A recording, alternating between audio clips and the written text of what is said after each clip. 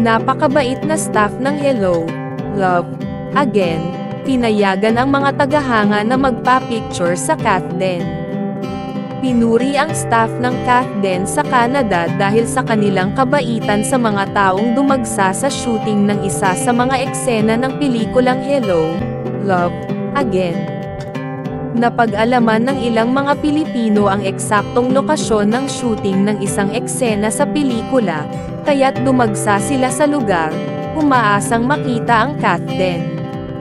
Marami sa kanila ang gustong magpa-picture kasama sina Catherine Bernardo at Alden Richards. Pumayag naman ang staff ng Kathden, basta't susundin ng mga tao ang ilang kondisyon.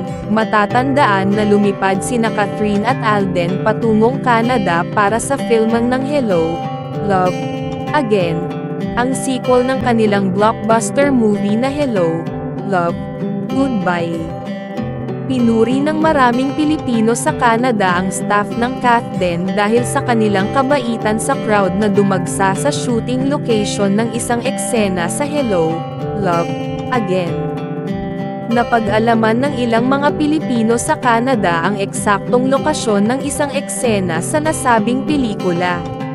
Dumagsa ang malaking bilang ng tao sa lugar ng shoot, marami sa kanila ay umaasang makita sina Catherine at Alden. Marami rin sa kanila ang nagpahayag ng kagustuhang magpa-picture kasama ang Kathden, isang bagay na sinang-ayunan ng staff ng Kathden.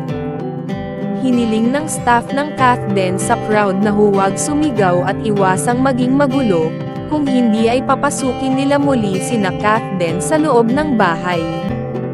Ipinaliwanag din nila na dahil sa dami ng tao, maaaring magpa-picture ang mga ito ng panggrupo. Idinagdag pa nila na iisa lamang ang eksena sa labas ng bahay at ang iba ay sa loob na kukunan.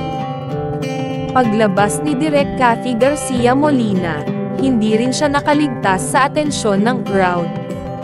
Pinagkaguluhan din siya at marami ang nagpa-picture kasama niya. Ipinakita ni Direk Cathy ang kanyang kabaitan sa mga fans na lumapit sa kanya.